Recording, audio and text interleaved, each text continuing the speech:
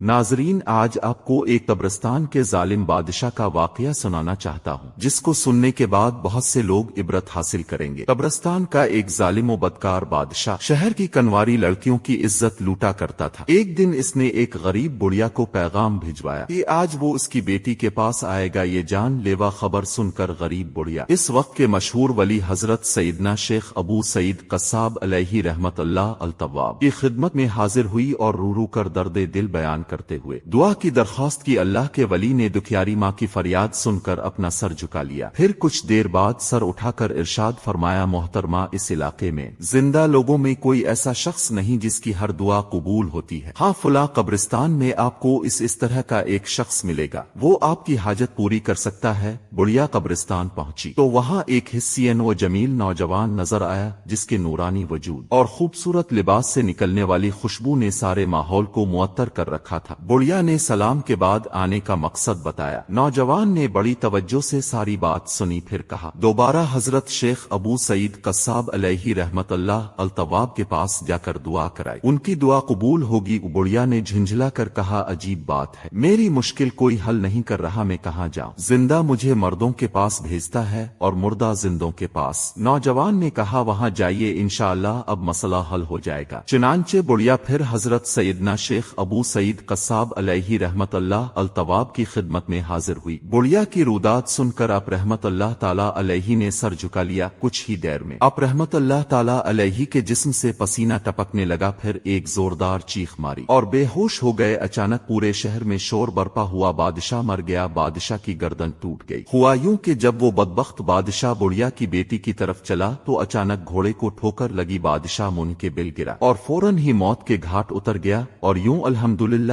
ایک ولی کامل کی دعا کی برکت سے لوگوں کو ایک ظالم و بدکار بادشاہ سے نجات مل گئی۔ پھر جب لوگوں نے حضرت سیدنا شیخ ابو سعید قصاب سے پوچھا کہ بڑھیا کو قبرستان کیوں بھیجا گیا، پہلے ہی دعا کیوں نہ فرما دی گئی، تو ارشاد فرمایا، مجھے یہ بات پسند نہ تھی کہ میری بد دعا سے کوئی ہلاک ہو، اس لیے میں نے اسے حضرت خضر علیہ السلام کے پاس بھیجا تھا۔ پھر انہوں نے اشارہ بھجوایا کہ ایسے بدکار و سرکش کے لیے بد دعا کرنا جائز ہے، لہذا میں نے بد دعا کی تو وہ اپنے انجام کو پہنچ گیا۔